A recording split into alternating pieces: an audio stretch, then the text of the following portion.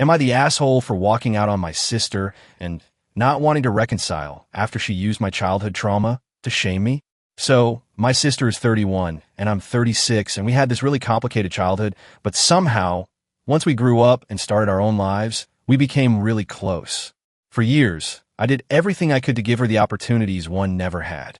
I helped her move abroad, guided her toward good internships and jobs, and supported her financially whenever she needed it, because more than anything, I wanted her path to be smoother than mine had been. And she, in turn, had been my rock through some of my darkest moments. I've made mistakes, I've hurt people, but I've always owned it, apologized, and put in years of hard work and therapy to become someone better. Now, some context that really matters. I live with CPTSD. When I was 14, someone in my small town spread a rumor, possibly with a doctored image attached, that I had made a sexual video. I was a kid who didn't even understand what any of that meant, yet the shame of it followed me everywhere, to the point where grown men would spit at me as I walked to the school bus.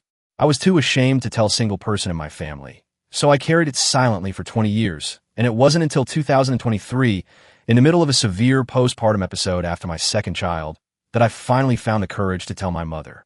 Then there's my brother-in-law. My sister met him and married him within 6 months, and in that short window, I watched her slowly dissolve into someone I barely recognized. She lost a dramatic amount of weight, so much that her hair began falling out.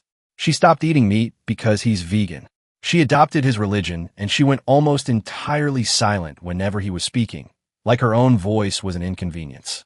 He's the kind of man who introduces himself as the head of the family, who talks over her and shushes her mid-sentence in front of other people, and who somehow manages to hold a conversation about her without ever once turning to include her, as if her presence in the room was purely decorative.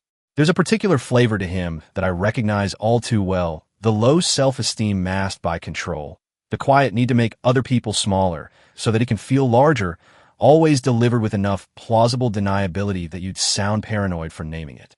Beneath the performance, I'll admit, he does appear to treat her well, and his family adores her, but so much of it reads as love-bombing and theater to me, the kind that tends to curdle once the audience goes home. Even at the wedding, several of his own friends had nothing good to say about him, which did little to quiet my unease. Still, I chose to keep a pleasant front, to trust my sister's judgment, and to give the relationship a fair chance with an open mind. A month ago, I flew out to visit them abroad with my 2 little kids while my husband was away on a work trip in the same country. The welcome was warm, the first 2 days were lovely, and I genuinely arrived with an open heart, determined to build something real with my brother-in-law.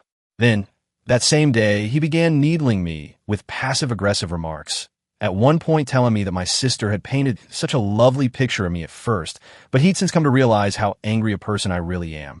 Follow for part 2.